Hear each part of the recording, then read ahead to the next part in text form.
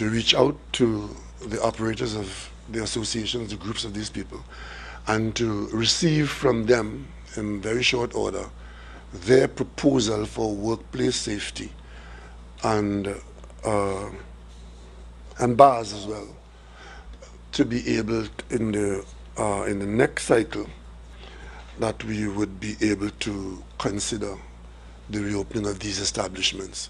But we want. And we're reminding you that we are standing by for live coverage of a press conference hosted by Prime Minister Dr. Keith Rowley.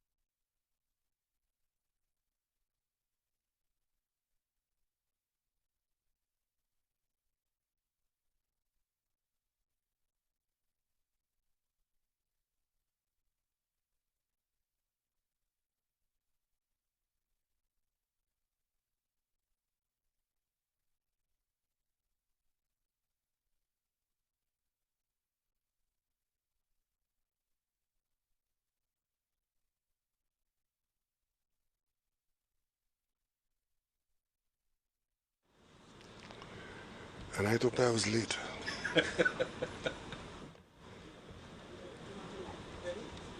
Yes.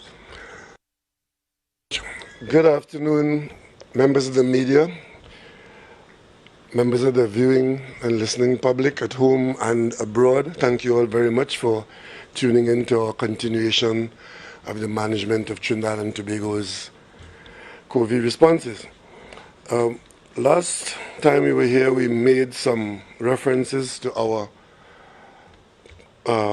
platform of phases, and we made some adjustments and some announcements, and we indicated that all staying on track and being well, we would make some further adjustments by June 8th.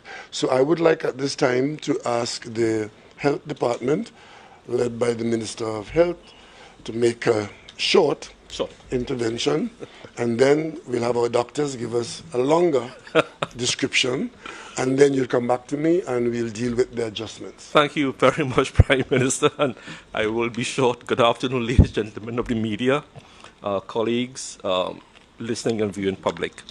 The clinical report for today is samples submitted 3,330, community samples 1,477, unique patient tests 2,874, number of repeated tests 456, number of positive tests 117, number of deaths thankfully has remained the same at 8, number of patients discharged 108.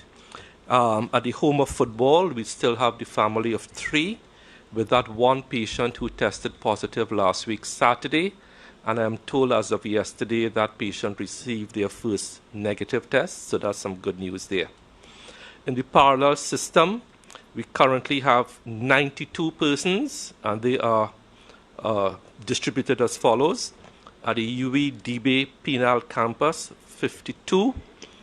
Cascadia is now down to 2. Tacarigua, we have 29. And Napa, which is reserved for staff only, healthcare staff, we have 5. And Homer Football, as I indicated, 3. So that's the report for today. Thank you very much, Prime Minister. Nothing additional from the doctors, but they'll remain available for question time. Okay, let me back up a little bit. Basically, for reminders, we did start our phase 1, phase 2 out of a 7-phase program to reopen our country, which had seen us basically closing down all non-essential activities. So we've got through phase 1, where we had shut down food establishments and non-itinerant businesses were allowed to commence curbside pickup later on and so on. Then in phase 2, we opened up manufacturing, food and beverages, and construction, and some aspects of motor vehicle servicing, laundries. Phase 3, which was the last time we met, we opened up the public service, and we were operating at a certain a 50% level with flexi time available. We opened up retailing, car dealerships, professional services. We had public transport at 50%. We opened up the malls. All of these to 6 p.m. In the daytime. And we did say then that the public service will continue, and we most importantly promised that those small businesses and personal services, hairdressers, barbers, spas, would be opened up on June 8th. Today I want to confirm that we are sticking with that. So as of the 8th of June, all, what is the Minister of Communication smiling about? You didn't seem to be having any butter? Hairdressers are available for all those who afford themselves of that service, or spas, or barbers, those of us who require to have or grooming at the top of the head. Domestic workers, all housekeepers, gardeners, maids, all home service workers would be available from the 8th. And of course, we would, from the 8th, allow public transportation to operate at a 75% capacity. So all public transport, whether it's private or the public sector transport. So there's more public transport available from June 8th. And we did say then that there were some things that we would be doing on the 22nd. According to our original plan, we did say that July 5th we'd look at reopening of places of worship. But because we have managed to keep our numbers down, and the numbers are what they are, today I can tell you that we've taken the decision to allow places of worship to open up activities from Friday the 12th, which is next week Friday. Yes. And all places of worship would be available for use, but with certain restrictions. And the restrictions are these. Keep the protocols for sanitation, sanitizing. Keep the restrictions for persons separating by occupying where pews are available, alternate pews at arm's length. And that means that depending on the size of the facility, that will determine the number of persons involved. So alternate pews, persons at arm's length. And sanitize, so it means that also persons attending all of these services, whether they're in mosques, mandir, churches, wherever, that you wear a mask. There's a requirement to wear a mask in that gathering, because what we are doing here is increasing the number of persons, and we are asking the managers of these services to limit the exposure to 1 hour. Yeah. So we believe that those protocols will allow us to get back to our community services. And of course, there would be protocols issued from the CMO to manage this. And the number of services within a church or a cathedral, you can have a larger number of services during the daytime, but at any one time, the occupation should be as described in this way. What we are trying to do is to get people back to their community services in their various places of worship, but we are also limiting the exposure within those structures. That should bring a lot of relief to all the people who are anticipating their community, church, and place of worship services. By June 22nd, which is 2 weeks from today,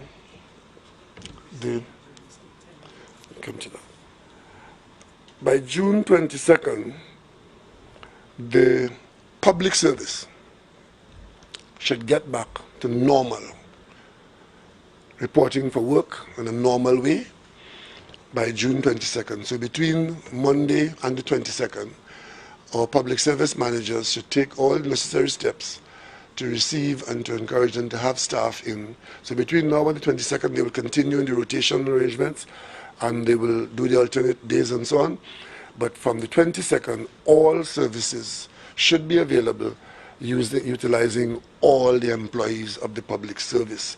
Again, following the arrangements of distancing, sanitizing, and reducing gatherings to we're increasing the number of persons who can congregate to 10, so groups of 10.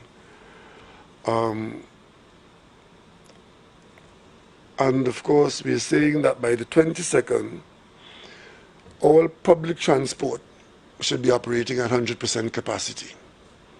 So by June 22nd, all our spaces available in taxis and buses and so could be occupied by persons wearing masks and who would have washed their hands and would have sanitized their hands on a regular basis and who would not be touching their faces and so on and who would not be coughing into other people's space. So That's an important part.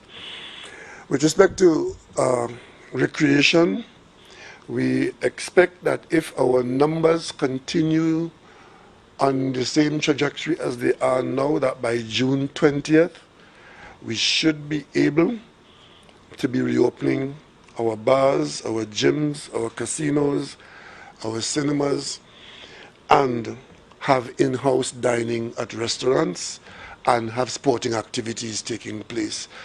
Sporting activities without the stadium crowds, but activities on the field. So that's by June 2020. Okay, yeah, the announcement is expected on the 20th for the restart on the 22nd. And as I said, gatherings of 10 people would be allowed going forward, but those 10 people would distance themselves appropriately. What this would mean, ladies and gentlemen, if you add up all the things that we have released in the last month or so, it would mean that the country, having its manufacturing sector reopened, its public service reopened, its ecclesiastical places of worship reopened, the only things that would really not be opened would be the school system and their associate teachers going to work and so on.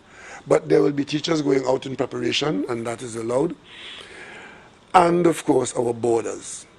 So by June 22nd, which is 2 weeks from today, given all the things that would have happened and are now to happen, this country should be back to approximately 80% of its functionality, with the restrictions of the protocols of personal behavior. Wearing a mask, washing hands, sanitizing hands, not touching, not hugging and kissing, and of course, if you're going out, especially if you're going out, be very careful how you associate with your elderly at home. And of course, Doc, I'm not sure, but those of us with newborns, we have to be careful as well, right? Okay. And that being so, the school system, the target that we're looking at there is to reopen in September for normal.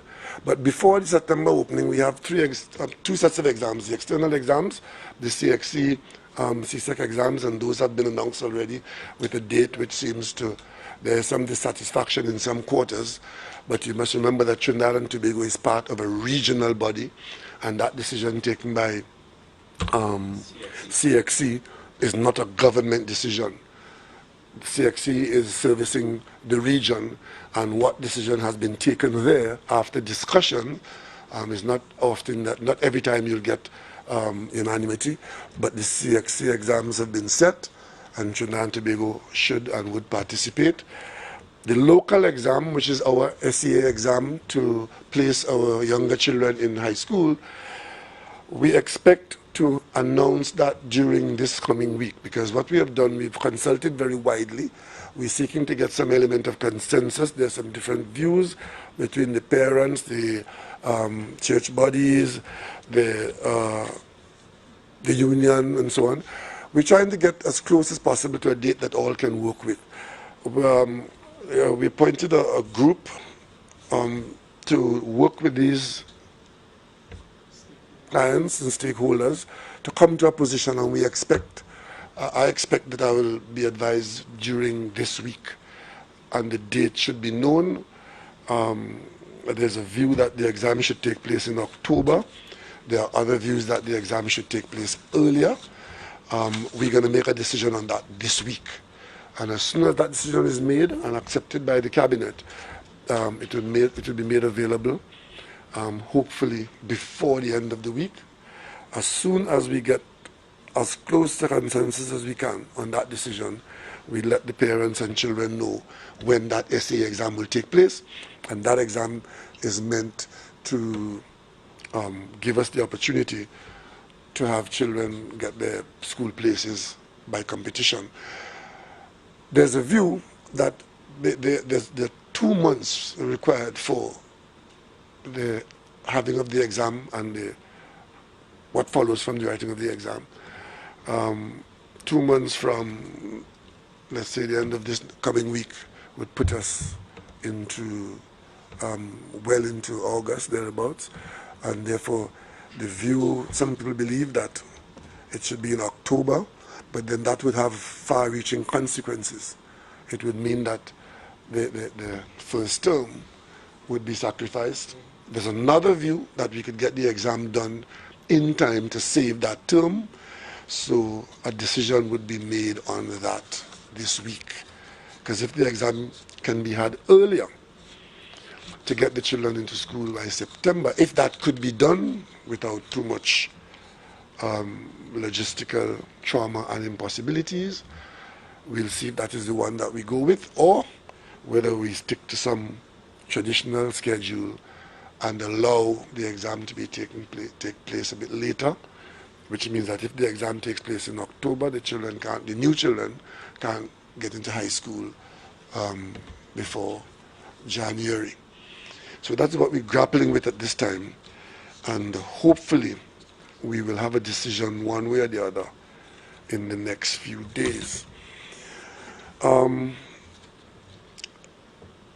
I think that is as much as I would want to say at this time, except to say that when we open the bars, we expect that there would be some kind of congregating to take place there, and that particular action will be governed by some restrictions of numbers. Maybe the same restriction of 10 would apply at any one time, 10 persons at a bar, and fairly well spaced out. And we could start with that with an announcement that we would make on the 20th. Having made these announcements today, we will let this work. We will let this system work and have no further announcement of changes until the 20th. Unless, of course, God forbid, that something horrendous begins to happen and we have to change our optimism from these positions. But if no such thing happens, we will work this system as I've just described all the way to the 20th, which means for another 2 weeks. And on the 20th, we'll meet again. And by that time, we would have cleared up the issue of the school side of things. And then the only thing that would be there for us to adjust and to address as a consequence of the closures that we have done would be our border arrangement. And that would allow me at this time to ask the Minister of National Security, who is managing the border arrangements with the Minister of Health and myself, to tell you where we at and where we aim to be going with respect to the management of the closed border, with some exemptions allowing a flow of people on the outside to come in and join us in Trinidad and Tobago.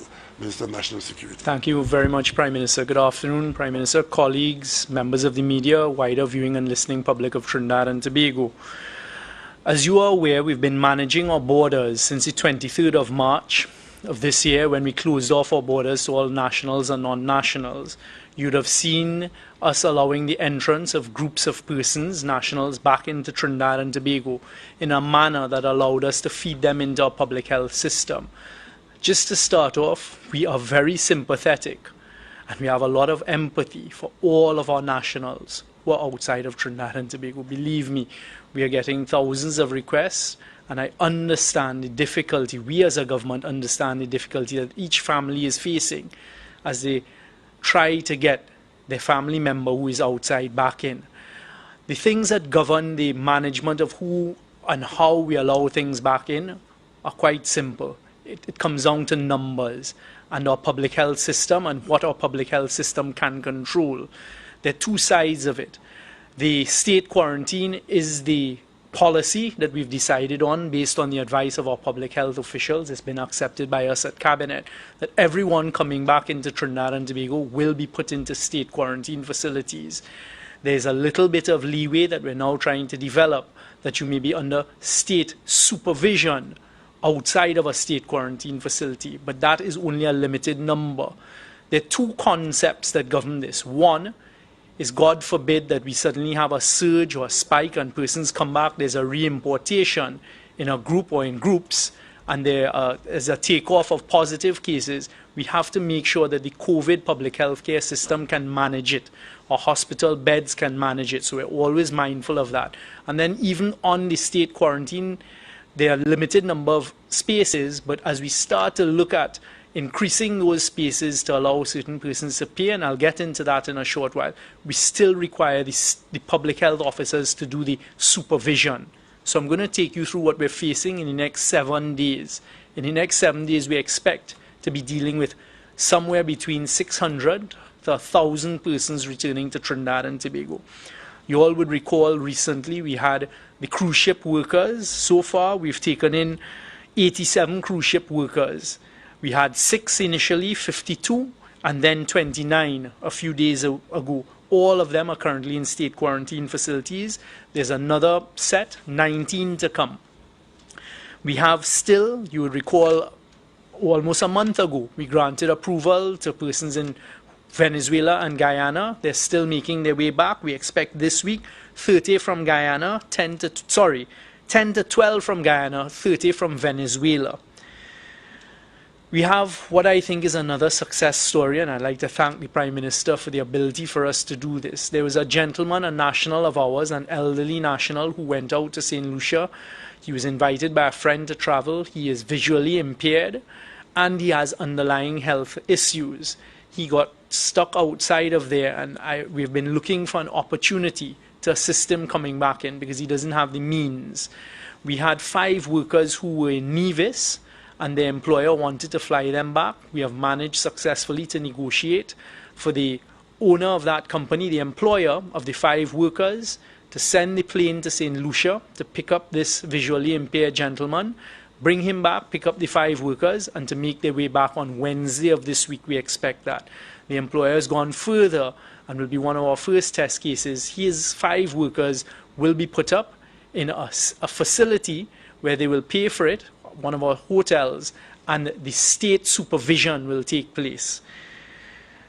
We have rig workers. We have 98 rig workers who are out on a rig at sea, and we've agreed to allow them to come back, and they will be allowing the facility of them quarantining on the rig. But again, even whilst on the rig, no one will be allowed to interact with them, save for our public health officials who will do the state supervision quarantine. So that's 98 there.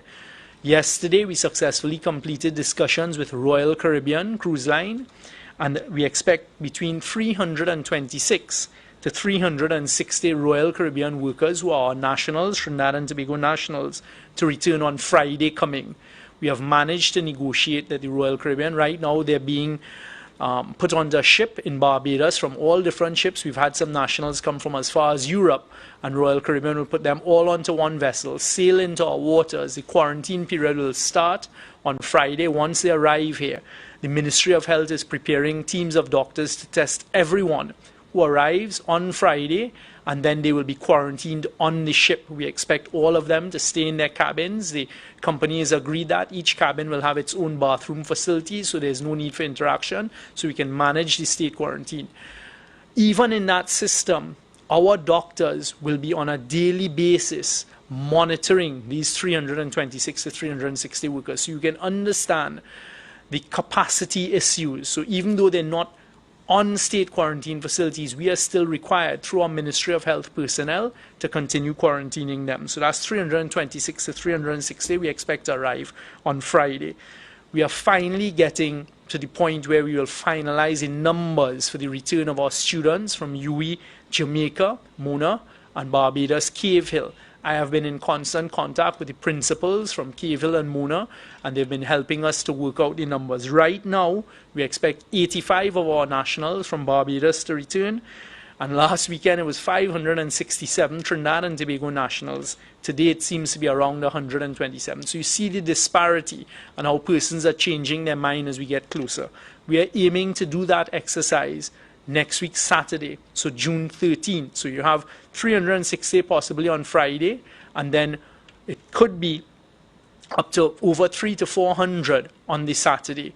And what we're doing is we're preparing to quarantine them at the St. Augustine campus. So right now, the Ministry of Health personnel are working with the Trinidad and Tobago Defence Force to get there prepared. The reason for this timing is the students wanted to complete their examinations, and there's some still in examinations. So we have to get St. Augustine campus ready to receive them. It'll become a state quarantine facility, and ensure they have access to internet and these types of things as they do their online examinations. We have also been allowing some of our nationals who are working on ships, service ships in the oil and gas industry, as well as some rigs, to be disembarking and to be coming back to Trinidad and Tobago over the period of time, because some of them have been out to sea for over 150 days. So when we liaise with the Ministry of Health personnel, we're able to work out various protocols. We are aware that we have nationals in Mexico, for example, another set of workers who are in the oil industry, over 35 to 40, and another 40, so somewhere around 70 there. We have persons in the United Kingdom, the United States, Canada, the Middle East, Australia, Bangladesh, and India. All of these places that we are working on being able to bring home. As we've said repeatedly, all of our nationals will come home. But as I've at pains to try and explain, we have to manage the numbers, because right now the best way of us containing any re-importation of the virus into Trinidad and Tobago, because it is possible and we suspect it will happen, is to ensure that everyone that returns we have under state supervision and state quarantine facilities. There's one other thing I saw starting to recirculate today, an announcement by the President of the United States all the way back at the beginning of April about if countries don't take back their nationals, there will be sanctions with passports. That was a very specific presidential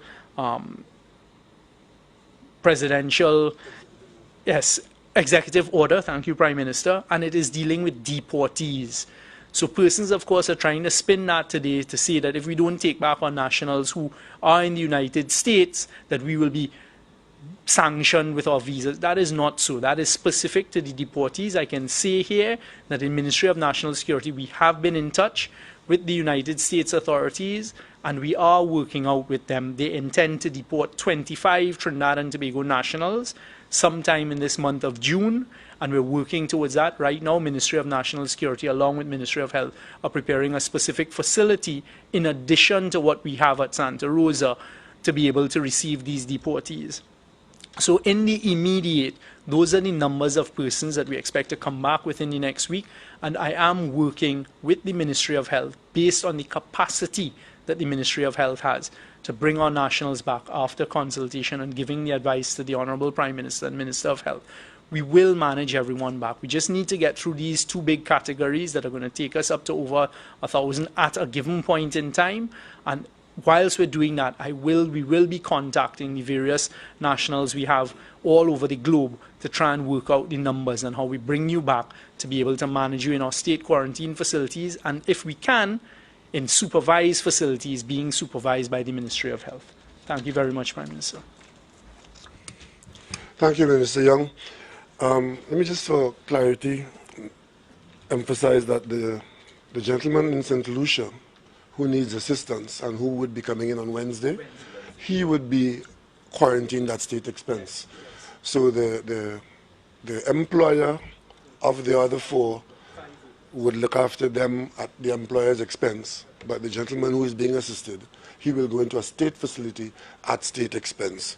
So I hope I don't trigger firestorm over that from a particular quarter. Secondly, you would observe that we have been giving priority to people who are ordinarily domiciled in Trinidad and Tobago and who were caught outside by the border closure. For example, our oil company technical people who are working on rigs both at home and abroad, they are normally resident here in Trinidad and Tobago, and they would go out for sessions of a month or 6 weeks or so. They were caught outside. And what we've been trying to do is to bring them back in as part of the priority. So if you see us doing that, it's because we are acknowledging that they are normally domiciled in Trinidad and Tobago. Other people who are Trinidad and Tobago citizens but are normally domiciled elsewhere and would want to come home because sometime, recently we have become a real place and a lot of people want to come home. Those persons will be free to come home when the border is open, but in the meantime, as we manage the inflow, especially from places where the virus is still raging, in case Trinidad and Tobago doesn't understand it, I saw a long description from a person who has some standing in the national community and used that standing to determine that we have no COVID in Trinidad and Tobago. I think that is a very irresponsible comment. It doesn't help us because we are not generating confirmations in the way that other people are. It does not mean that we should drop our guard. Let us thank God that we are in a position not to be receiving confirmations. But it would be foolish for us to say that we are the first country in the world to declare that there's no COVID in this country. People have died in this country from COVID, in case you all have forgotten that. People are coming into this country, and as they come in, they have tested positive for COVID. We are bringing people in on a daily basis. So the government is not taking the position that this country is COVID-free.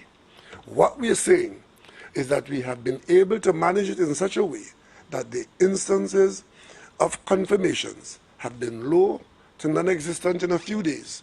But we expect and would not be surprised if in the coming days and weeks that we get confirmations or presentations in our country. If it doesn't happen, then we say thank God. If it does happen, then we are well prepared to respond. Both physically, we have the infrastructure, as Minister Young has shown you, we are able to handle up to 1,000 people within that fortnight period. Then that means we have to then back away for a few days, and then we'll be able to bring in a lot more people.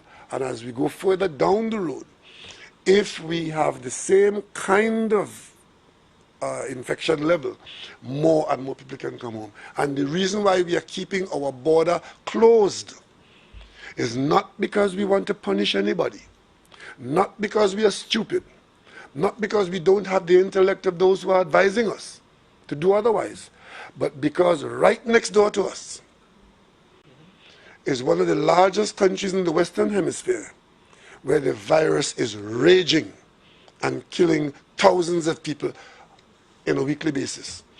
In the United States, where we have tremendous contact, virtually every family in this country has a family member in North America, either in the United States or Canada. And if the borders were open, you mark my word, lots of those persons would have beaten a path to Trinidad and Tobago, because Trinidad and Tobago provides a better option for them at this time. And you had better believe that. So if we have to manage that situation where the virus is present and increasing in some places in North America, we're just seeing increases close to us in Suriname. Thank God in the islands around us, smaller populations, a little more isolated, we have been able to manage it. Our friends and cousins in Jamaica, they had some serious challenges. It appears as though, it is slowing down. We're hoping for that. But we just have to make the best of our situation. And that is why the border closure would be the last hurdle that we'll have to manage, even as the numbers remain low. And if we get infections coming into us, we're taking in hundreds of people in a week.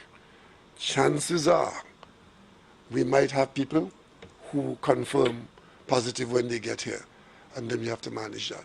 Having not had community spread in this country, it's not accidental. It is as a result of the protocols that we have followed under the guidance of our health staff. So that is where we are at the moment, and I said we will have the next meeting on the 20th. That's going to be an interesting meeting. It might be virtual, because I'll be in Tobago on the 20th, and I'll speak to you from Tobago on the 20th. You know, if I had said Arima, you wouldn't say that. But I want to come to Tobago is an integral part of the nation of Trinidad and Tobago. And of course, the connection between Trinidad and Tobago now is A1, and you may be required to come across. And members of the media, we will be in touch with you in whatever best way there is, but the adjustments will come. Because we want to speak to you on the 20th for what's going to happen on the 22nd. The 19th is a holiday. That's Labor Day. So I plan to spend Labor Day in Tobago and have this connection with you on the 20th. And we have Corpus Christi this week. Yes.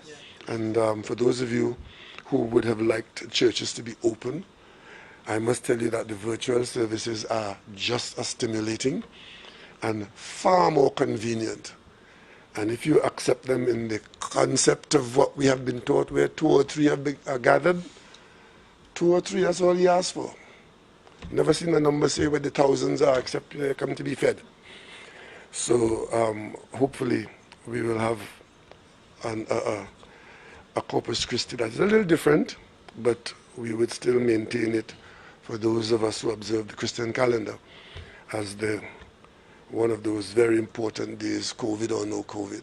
So I want to wish all members of the Christian community a holy, sacred, and reflective Corpus Christi as we thank God for taking us through this period where we face these challenges and continue to face them. It could easily have been worse. Let us not forget that. It could easily have been worse. Living through a pandemic in a world where connections are as they are, interconnected as we are, this could have been so much worse for us as a people, as a region, and even as a world.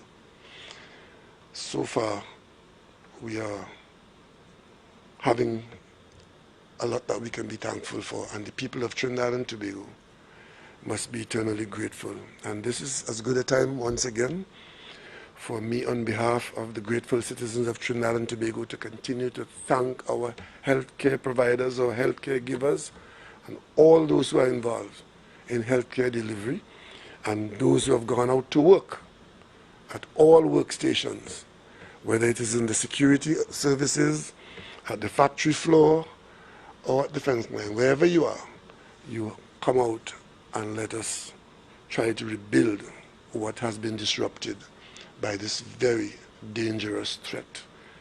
So at this time, we'll take your questions and hope that you would assist us in communicating with the national community. The last time we met, I think we had confined our questions to COVID.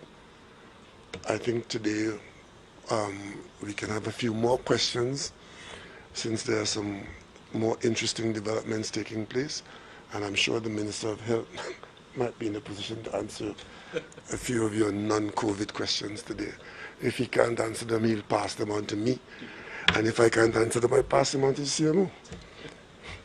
Question time.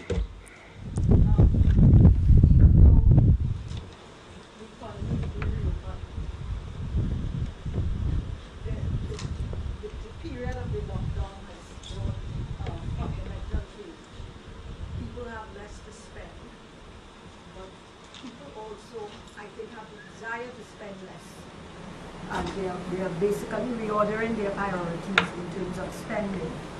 So we are seeing not only in Trinidad, but all over the world, large companies, Walmart and so on, closing down hundreds of stores.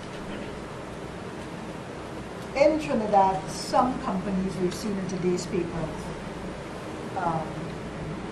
workers are being furloughed, and allegedly in some instances for 3 months and so forth. But does the government does the government feel it has an obligation to step in and provide assistance to people who continue to be laid off, and that sort of operated on the basis that it's going to go past the 3 months you all have assistance for were April, May, and June. This may go past this period. What is the government's position with private companies that are laying off people because they are just not able to continue? Let us back up a bit. And if you ever have the time, I think the ministry will have to do that. Trinidad and Tobago has, as part of its operations, pre-COVID, a very strong social support system. With the coming of COVID, acknowledging what you have just said, anticipating the disruption and the losses that were going to take place, the government took a number of preemptive steps. Most of those preemptive steps were meant to create breath and breathing space for the private sector to survive and to continue. That remains in place. The public service has lost no income. The government continued to pay public servants at all levels, so there's no loss of income there. As a matter of fact, some of those public servants should be better off, having not had to go out and incur the expenses that they would have normally incurred on a daily basis, because the government paid for time not taken. Now that we are going back, as per anticipation, you see, when we started out, we said it looks as if this would take us to June. We've just concluded some discussions, some adjustments here, which takes us to the end of June. So whatever we anticipated to take us to the end of June, that is still in place. But many persons have come back to work before the end of June. Manufacturing came back earlier than we anticipated. Because if this thing had gone worse, we couldn't have opened up the manufacturing sector. We would have had to stay with the essentials for a longer period, and then the demand on the government would have been greater. I would expect when the numbers are just worked out, that we should see fewer than anticipated persons who could have been on the system until June 30th. Because all those people who came back out to work well before now ought not to be on the state support system. And that is why we have to screen who is getting this assistance. Because we don't want people who come back out to work and getting an income to continue to pursue getting an income which was anticipated could have been available to them until the end of June. We have to determine who qualifies for this. And then the government might find itself in a position to go a little further on in supporting those who have not been fortunate enough to get back to work or who are unemployed. Because the system for the unemployed, which are those people who are unable to look after themselves to find a meal and so on, the Ministry of Social Development had been there and providing those families, especially families with children, with support. So it's a complicated equation, but thank God more people are coming out to work, and the public service has maintained its payments. The government is the largest employer in this country, and the government has maintained that position. And that is not necessarily an automatic position. Eh? You would have seen in other territories close by where the public service did not enjoy, the public service did not enjoy that security. And everything that the government has done in order to treat with this disruptive period has a cost, a significant cost. And that cost is largely being funded by borrowings because we didn't have a surplus in our budget. Because everything that we set out to do before and were doing before is still being funded. But we borrowed significant sums of money to meet these expenses, and there's a limit to what the government can do. There's a limit. With respect to how private sector people manage their business within their boardrooms and in their companies, what the government has done is to create an enabling environment, an assistance environment. The government worked with the banks to ensure that their banking arrangements are easier on them. The government paid up a significant portion of debt that was owed to them so they can have cash in hand. The government has put taxpayers' money in the credit union, $200 million worth, for small borrowers to go and get quick loans, small amount, interest-free. The government has now committed another $300 million to small and medium enterprises for them to continue businesses. So insofar as there is an intention to continue in business, as we want them to continue in business, there are a number of windows of facilitation funded by the state. And of course, at the level of the larger businesses, we have done, for example, when we say that we reduce the reserve requirement in the central bank, that might mean nothing to the man in the street who is dealing with an account of $1,000 or $2,000. But it ought to mean a lot for the big businesses in this country.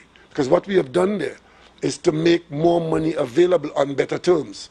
And what we have to see is to make sure that there's a pass on of this from the central bank to the user of the money, and not just become another avenue for profit in between. Because as I said at the beginning, we are all in this together. And this thing is so all-pervasive that everybody is going to carry a portion, or will be required to carry a portion of this burden. And we have to try and make sure that that is what it is. So big business, medium business, small business, individual, private sole trader, person who has lost his or her job, we are all affected by this disruption. But thankfully, we are coming out of it. And I remain optimistic that our business sector, our private sector, our public sector business, that we can be coming out of it cautiously, but as the confidence returns to the population, that purchasing power would be made to bear on those who are producing, those who are trading, because at the end of the day, it is the consumer who drives the market, the purchasing power and the confidence to even go into the storefront to take part. And we are getting there. Barring some calamitous surprises, we are getting there. So by the end of June, into July, into August, by the time we get to Emancipation Day, which is our third holiday coming up, in a period of how many weeks? By the time we get there, hopefully the people of Trinidad and Tobago should be in a position where their confidence in themselves and their own economy should allow our private sector businesses to get back to some semblance of normalcy. And of course, our product for export, our factories are humming, and we are there for export. But of course, external markets are important to us, within the region and outside of the region. Because we sell to CARICOM, and I don't know if you've been following, it is anticipated by some analyses that in some of our CARICOM partners, there could be between 18 and 20% reduction in their GDP. That means their purchasing power, their ability to buy, would have been reduced, and much of what they buy come from Trinidad and Tobago. Most importantly, those families who have been relying on remittances from abroad, from the United States, from Canada, from family members across there, you would have seen the tens of millions of people in those countries who are lining up for unemployment relief, meaning that their job situation is not the same, and one has to assume that they will not be in a position to remit to their family and friends in Trinidad and Tobago as they were doing before. Such persons are the kinds of people who we expect to turn to the social support system of this country. And we still have, our social support system would have moved from, in this quarter, would have moved from the annual $6 billion to upwards by almost $2 billion. And those numbers will be made available to you. We are going to the Parliament sometime in the very near future to on Friday, we are having a mid-year review, and the Minister of Finance will be able to give you a tighter picture of how this spending has gone and how we have made it. But the Ministry of Social Development and Family Services has had significant responsibilities and will continue so to do And I've been answering your question for a long time, but I hope you get the picture. Pandemic report from the recovery team, has that been handed in, and will the media review the sort of take the thing? Yes, I have received the draft of the phase 1 of that, which is the immediate responses, and the Minister of Finance would speak to some of it, because there's significant overlap in what is being touched on and recommended there, as in keeping with what we've already done or are doing or to do in the immediate days ahead and so on. So that is with us now, and the other work is on its way, and I think there are 2 subcommittees still to report, and when they report, we will then be in a position to speak to the next phase going forward. So there's a fair amount of overlap there, and when the Minister of Finance speaks on Friday, we should get a much clearer picture as to what we have been dealing with, what it has been costing us, and how we have been managing. Sorry. Yes. I have 2 questions for the Minister of National Security. This time, please, so we can know. Sure, Crystal Wilson from TTT Limited. You mentioned earlier the return of UWI students, and you mentioned the return of students from Barbados. Can I also ask what's happening with the students from Jamaica? That's 1. And 2, I saw a story in today's Guardian with regard to a group of nationals requesting to return home from the US. I think the group is headed by Ms. Alana Belcom. The story says they were denied, they had their applications denied, and I know that you have been saying all nationals will return. Can you respond? Absolutely. Let me start with the first one. The UWI students in Jamaica are included. So right now we're working out the numbers. Last weekend, the principal at UWI, the Mona campus, told me it was 567 Trinidad and Tobago national students to return. Today, during the exercise throughout this week, is now 127. So the numbers are moving. At this stage, what we're looking at is the University of the West Indies students in Jamaica and in Barbados. All right. With respect to the article, I too saw it in the Guardian today. As the Prime Minister alluded to a short while ago, and as I have said, we have thousands of persons all over the globe, nationals who want to return. The individual in particular, Professor or Dr. Belcon, from what I gather, because there's been communication, she was at a university somewhere in California working, didn't come home before that, but of course her contract comes to an end, I think at the end of May or something like that, so post our borders being closed, and she started a Facebook group to see who wanted to come home. Everyone will come home, but obviously by now you all realize it can't all come home at the same point in time. We're also managing, as I've been at pains to state, balancing with what our state quarantine facilities and state supervised quarantine facilities can do. That's why I took the time to set out today that in the next week we're expecting over 1,000 nationals to return. If there's a spread of COVID in that, we only have approximately 300 to 400 beds in our system designed to take positive COVID cases. So we have to keep balancing that as well as the state supervision side. So when we say everyone can come home, we mean it, but it is in a managed process, and it can't all come at the same time. There are no commercial flights from the United States. There are no commercial flights from the United Kingdom, from Canada. So we're also managing that process. Now, when we say that you can't come because I'm required to respond, so I very carefully, I'm sure by now you all will have gotten a copy. I have not given the media the copies of my communication with people because I see that as a breach of the privacy of communication between me and them. But they're free to give our responses to you, the media, as they've been doing. And you see how carefully crafted the response is. And we give the reason why. We say we're balancing our facilities. It can't happen right now. I mean, by all means, we now have them in the system. As soon as we can take in these other groups, is what I'm trying to convey this afternoon, we will. We need to get over these next 2 large groups. We need to then air out our facilities. Let's hope we get no positives. One of the things I wanted to emphasize, Prime Minister, we managed to negotiate to utilize a cruise ship for the 326 to 360 workers. That gives us a bit more flexibility. But one of the discussions we're having with Ministry of Health is the possibility of decanting them at various phases off of the ship into the state facilities for closer management. So it is a very fluid thing. So yes, it is Ms. Belcon and many others. There was another one with a gentleman in Suriname, right? And when I explored it, he could have come home when we allowed the persons from Suriname to come home. But he said he took a decision to continue working. And now we can't work it like that. They can't let in one person from here while we're doing with a big group. So we continue to manage the system according to our public health capacity. Simple. Let me say something here. There are people who see this as an opportunity to be two-faced.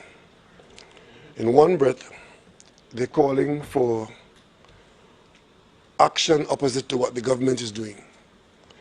They're holding themselves out as wanting to participate in the management of this crisis. But behind your back, they are moving heaven and earth to create problems for Trinidad and Tobago.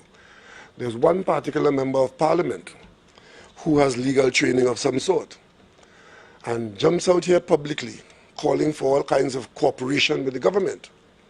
But behind your back, he's writing and seeking out people abroad, touting, that's what they call it, touting, and telling people that the government is violating their constitutional rights. And he could get them into Trinidad and Tobago because a denial of entry is a breach of their constitutional rights. I just want to tell that gentleman, who is an organizer of these people, and encouraging them to have their family protest in Trinidad and Tobago and protest on the media and so on. Let me just tell him one thing. COVID-19 does not respect anybody's constitutional right. And all that we are doing in Trinidad and Tobago is to protect the lives of the people of Trinidad and Tobago. And if it is that their contribution is to encourage people to demand their right, expect that the government of Trinidad and Tobago will resist in the protection of the 1.3 million people within our border. So tout as much as you like. And we're not managing this by who shout loudest on the media on the 7 o'clock news.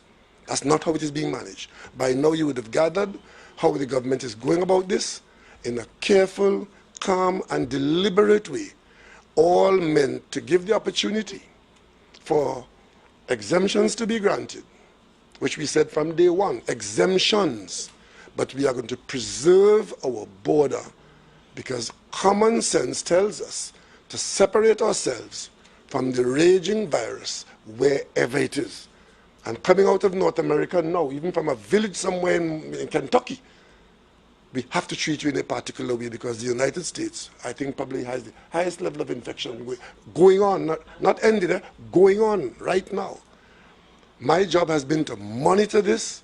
The minister's job has been to open the borders carefully, bring people in, bring people in, bring people in, and ensure that nobody's rights are being infringed in any way, and no capricious action by this government. What I do know, that we can't count on our colleagues when Trinidad and Tobago is in trouble. Let me just add something to what both the Honorable Prime Minister and Minister Young has said. From a health perspective, at the Ministry of Health, we have to assume that everybody that we bring in is a possible COVID positive case. And where do we put them? In the 500 odd beds we have set aside for COVID positive cases. So let's assume you have 100 and something from Jamaica. We have to assume that all 100 and something could possibly turn out to be COVID positive. Where do we put them? So you can't bring in 3,000 people at the same time, knowing that there's a possibility that they are all going to be COVID positive. Stick up in, Minister. We could. We could bring everybody in. We could bring everybody in who want to come home. But the policy that we have been following is a policy, an expensive policy.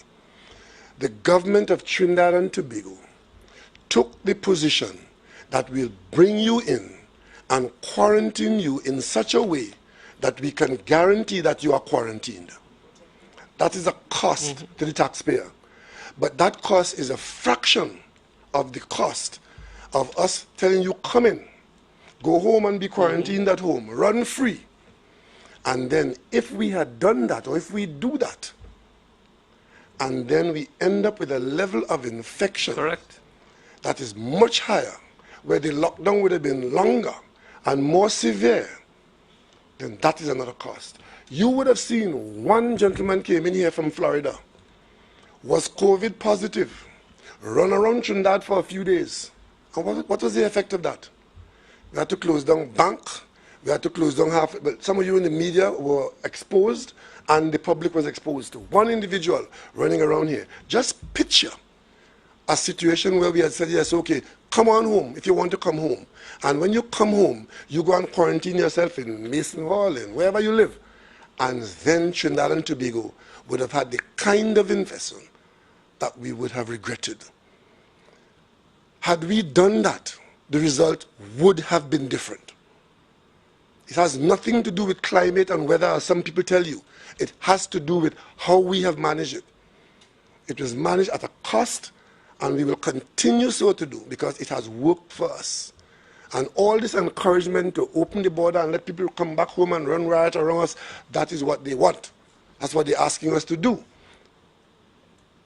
Last week, the Minister of Health made a comment about persons paying for quarantine over and above what we have already put in place. And we're doing that.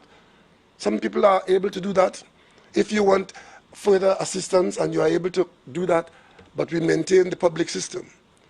I saw a response from the leader of the opposition and her party excoriating the health department for fooling the population and making the statement that there never was a parallel health system, and all that we have said about that is a lie. Now, what manner of public official would make a statement like that in Trinidad and Tobago? We have a brand new hospital in Arima, built by this government, and I'm going to open it on Tuesday. That hospital has been dedicated to the handling and our operations in the COVID response. We've got a brand new hospital in Point Fortin, paid for and built by this government. That too was reserved for COVID. A portion of the Couva Hospital, which had not been opened, the other part was open. This part, the adult bed section was not open. We reserved that and was using that. And then we hired a number of facilities which were not part of the health system. And we accepted from the private sector certain facilities. And I could tell you without fear of contradiction, Trinidad and Tobago has a parallel health system. Dedicated healthcare professionals to these facilities to provide that. And I have to see the leader of the opposition and the party telling the country that we are lying to the country. There was never any parallel, and it's climate that caused us not to have an outbreak of COVID. And of course, we have stolen $20 billion, and therefore we are taxing tax. All this is just so much rubbish. And the Minister of Finance on Friday will tell the country exactly how many billions of dollars we've spent or borrowed or have in line to deal with this issue. And we are just up to our eyeballs with the lies, with the lies, with the lies. Up to our eyeballs with that. Seeking to impress you, the people of Trinidad and Tobago. We have one responsibility, and that responsibility is the interest of all the people of Trinidad and Tobago. And I dare say, in this period, on this issue, Trinidad and Tobago has distinguished itself in looking after the interests of all the people of Trinidad and Tobago, including those who are outside seeking to come home. And they will eventually get home, and we'll eventually lower our border and get back to some semblance of normalcy. As I speak to you now, the airline industry has no idea when those planes will get back up into the air. In fact, they're looking the other way around as to how much of the airline industry will go under. And planes are being pulled out of service now in anticipation of a long period, a longer period of no use and no service. We have an airline which we are maintaining, because you have to maintain our pilots and our stewardesses and our engineers in the event that we come to a point where we can restart. You can't go and find engineers off the street or easily find them. the day we come to a point where we can restart our international service, Caribbean Airlines should be there and would be there. And it's costing taxpayers money, not the government. Taxpayers, all the expenditure is taxpayers. We are simply the managers and trustees of the public interest. And we have faith in our future, and that is why we are keeping Caribbean Airlines whole and ready. We have faith in our future. That is why we have bought new ferries, and very soon one would be here before the second one comes at the end of the year. And we think Tobago has a bright future in local, regional, and international tourism. We are supporting our manufacturing sector because we believe we have a future. We're supporting our banking system because we believe we have a future. And if there are others who don't believe in the future of Trinidad and Tobago, we, this government, believe that the people of Trinidad and Tobago have a future, and we're there with them. One was in relation to the continuing closure of schools and associated organizations. I know in the week that the health officials would have addressed the issue of daycare, but we continue to have questions coming forward as to whether or not daycares can open for just a period of time and small amounts, because they do have parents who have gone back to work. And with regards to the reopening of religious organizations, I know you said alternate pews keep everyone, arm's length, but there are some really large worship halls in the various faiths that can take can take quite a bit of persons, even with those social distancing measures. Is there a maximum recommended number of persons for those? Once you follow the guideline, it's not restricted by the size of the building. If it's a small church and you do the same thing, alternate pews, arm's length, then there's a certain number of people that you can accommodate. If you go to a much larger one like the cathedral, using the same formula, then you accommodate more people. If you go to the mosque, where there are not pews, we expect that the protocols will ask that you mark the floor and people can take part in the proceedings at the mosque using the same spacing. So just follow the formula, and that will determine how many persons can worship within the building. And that is a 1 hour long service, you said? We are requesting that. It's a request, it's a recommendation. Because you see, the longer you are exposed, the greater the risk. Right? So we're saying that if you're gathered in that kind of congregation, then we think that an hour you should be able to communicate as you would like to, and not overly expose us. Because at the end of the day, what we're doing here is managing risk. We're managing risk. Yes, if you could mention, answer the question with respect to the young children. Yeah, so as I said earlier in the week, I think the same question was asked at one of the press conferences. Once you deal with children, there's no social distancing that could take place. Sanitization is difficult. So we were recommending that all events related to children be maintained with what we're looking at for schools. That was my recommendation in the first onset, and we got questions offline from persons asking about sporting activities with children. We maintain the same thing, that we need to give our children that time. September is what the Ministry of Education is looking at, and I think everything related to children should be maintained at that phase, because we have seen in other territories, as soon as they open their schools, their infection rate has gone up within about 3 or 4 days. That has happened in many parts of the world. There's only so much you can do in terms of social distancing in a school setting. So it basically levels the playing field in terms of infectious disease once you let children congregate. So we wish that holds until September. There's one country in Europe that started with their children in the reopening, and an issue has arisen where parents are now questioning whether the government had used the children as guinea pigs because they were the first to be put back out under the understanding that the children had some level of resistance. And was it that?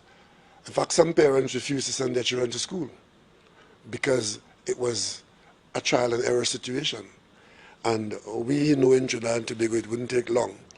If we bring the children out and we get a reinfection, that's exactly what's going to be said to us. And I didn't mention beaches, but our beaches and rivers we should speak to that on the 20th with an aim of opening it on the 22nd, opening them on the 22nd. So beaches and rivers, I'm sure if I didn't mention them today, they being such an integral part of our social existence. In time for the Tobago meeting.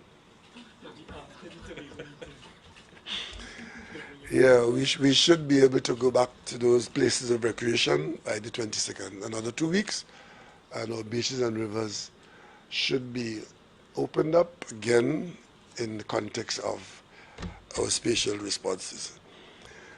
And a number. Now, St. Kitts and Nevis held an election, and they chose not to open their borders.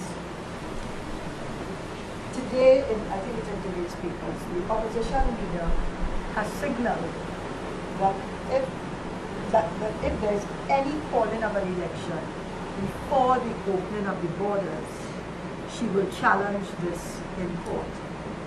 Are you prepared to give any undertaking that before the opening of the borders, there will not be the calling of any election?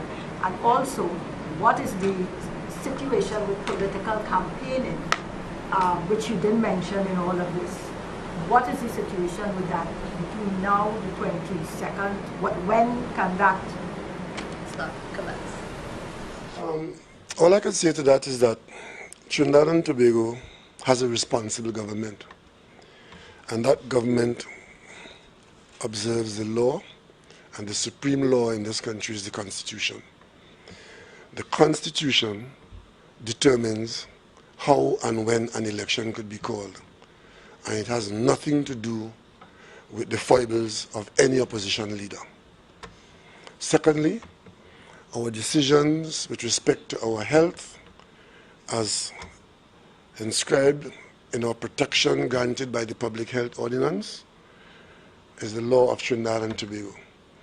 And all those who believe that they own the courthouse and that is where they will conduct their politics, they're free to do so. And I will not be fazed by the threats of the opposition leader.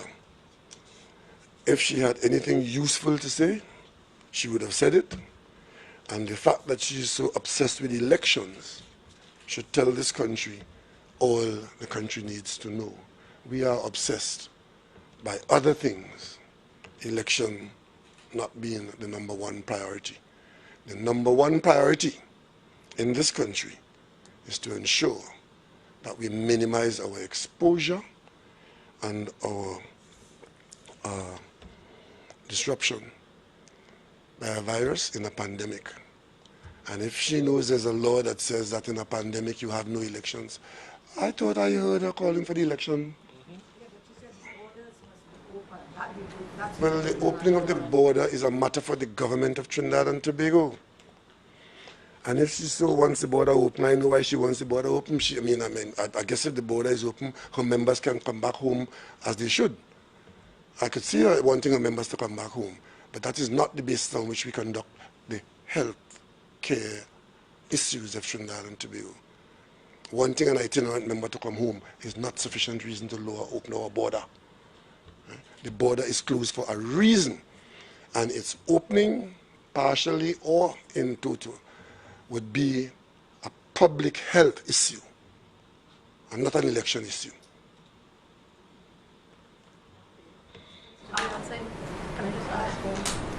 Minister Dialtek, I have one question, please. In respect of I know we've spoken before about the OSH guidelines guiding employers as to the proper protocols needed to have employees return to work. Employees who are concerned, especially in the private sector, because there may be some employers who may not be adhering to those guidelines, and what sort of assistance what sort of are inspections going to be done in respect of some of these private enterprises, and as well as for if you could give us any update on whether or not the 50 persons who would have been brought on to assist with the inspections that were taking place. Okay. Has that been finalized? So the permanent secretary is working with the Dean of the Faculty of Medical Sciences to source those 50 people. I will have an update on Monday, and the CMO can give you his view on. In terms of the guidelines themselves, we have been working very closely with private and public sector to ensure that everybody adheres to the guideline. The guidelines are understood and operationalize as best as possible. Our Public Health Inspectorate, as well as the Public Health Inspectorate from the regional corporations, have been doing monitoring and evaluation exercises throughout the process, together with members of the Trinidad and Tobago Police Service. Of course, if there's instances of risk, you can communicate to the Ministry of Health or even Ministry of National Security, I suppose, and we can follow up on those individual areas and send our teams into those organizations. With those sorts of complaints, you can always let us know. And OSH is the organization that has been set up under the legislation. If there's an unsafe place of work or there are concerns about your place of work, you all can go ahead and make the complaints. Whoever it is can make the complaints to OSH or the public health sector, or by all means, Trinidad and Tobago Police Service. And you also have the Ministry of Labour. All these are avenues open to anybody with complaints. Given what is happening around the world with all the protests and demonstrations against serious racism and its reverberations in Trinidad and Tobago, we've seen on social media people saying things that have been deemed insensitive, racist. What does the government have a position, and does it have a plan to deal with this situation so that we do not have any kind of confrontation or any sort of worsening of race relations in the country? Well, racism and the issue of race relations have always been an integral part of our Western world, as other parts of the world as well. But in the Western world, North America, South America, the Caribbean, race and racism have always been an integral factor. We here in Trinidad and Tobago, we are a multiracial, multi-ethnic, multicultural society. Our Caribbean region is similarly described in many of our countries. And we too have the perils of what we're seeing in North America.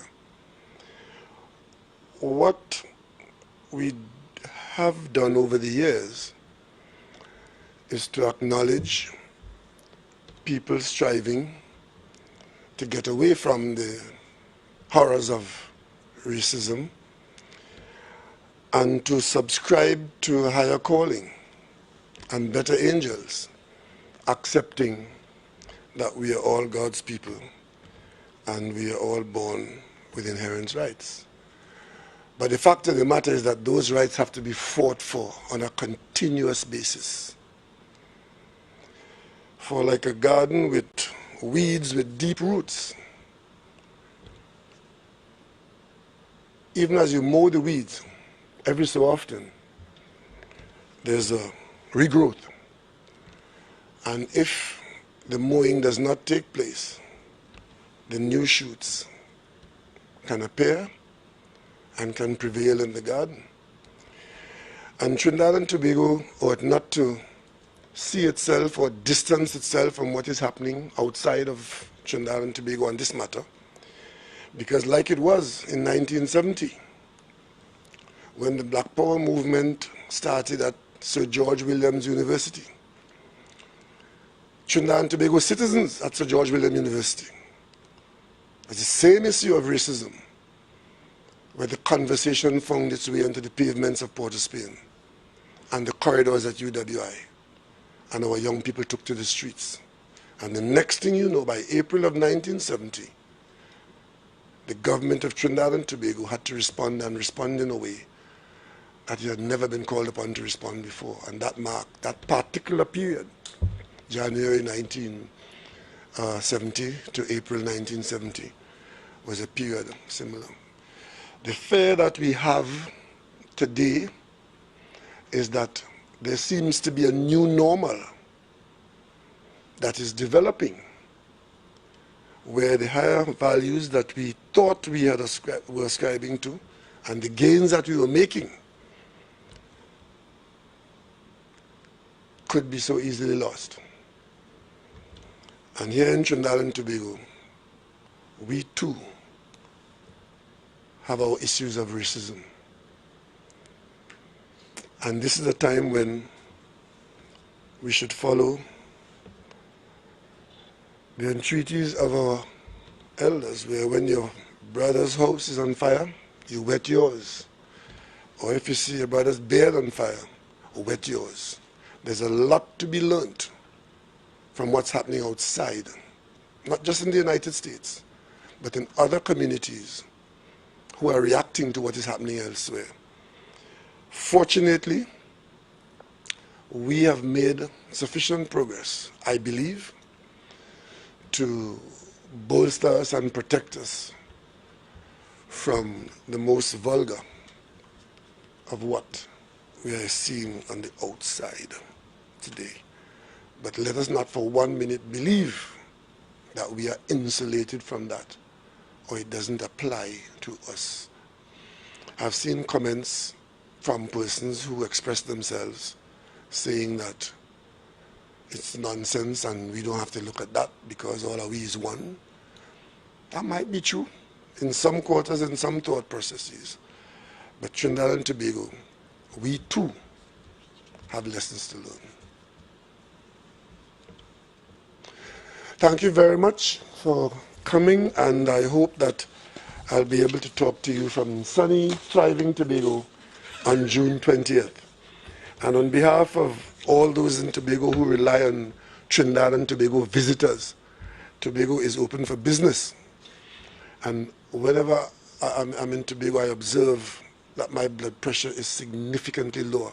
And maybe Doc can explain that to me, why that is so, right? And I encourage you to visit. The transportation is improved, sunlight is bright, and the weather is good. And our population there anxiously awaits you. Thank you very much. And that was live coverage.